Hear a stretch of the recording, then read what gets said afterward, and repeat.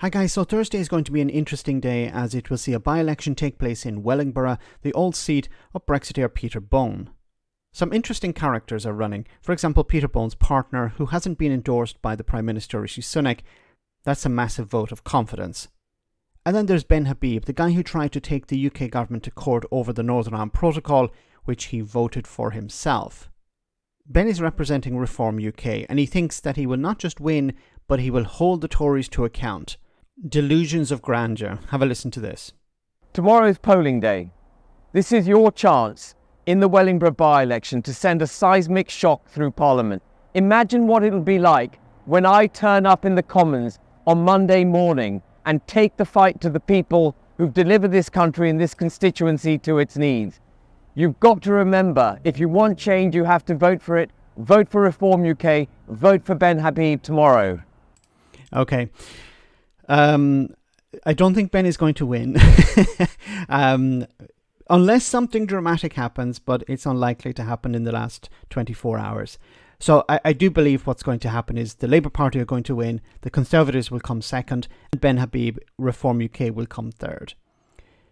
Now, it's possible, following all the shenanigans, all the problems that Labour have faced over the last few days, that it could damage the candidate in Wellingborough, and maybe the Conservatives could win the seat. They could hold on to the seat, I should say, because it used to be Peter Bone's. Peter Bone's partner is running instead.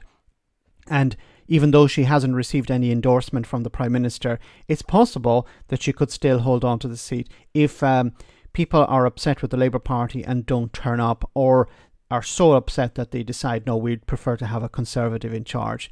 Now, I don't see that really happening. The main issues, of course, are the cost of living crisis, and the Tories are going to get a bloody nose either way. But this idea that Reform UK could win the seat, let's entertain that for a moment. So if Ben Habib did win the seat, once again, it's extremely unlikely, not impossible, but unlikely. But if, let's say for the sake of argument, he does win the seat and then he sits in the House of Commons, what is he going to do? Like, the Labour Party have hundreds of MPs and they can't hold the Tories to account. The Speaker of the House, the Speaker of the House can't hold the government to account. He can't force ministers to turn up and answer questions. So what the heck is Ben Habib going to do? It's like the Andrew Bridgen guy who defected from the Conservatives to reclaim or something like that. Yes, he ranted about the lockdown, about vaccines and stuff like that, but his voice was extremely limited in the House of Commons, and he was insulted by both parties, both main parties. So what value will there be in having Ben Habib in the House of Commons? He'll be able to stand up and say, see, things are changing, Reform UK are going to win more seats, more people are going to defect. But even if he does win the seat, it's going to be short-lived, because when the general election comes, this seat, I believe, is disappearing. So Ben Habib may be in the House of Commons for a few months and then he'll be out.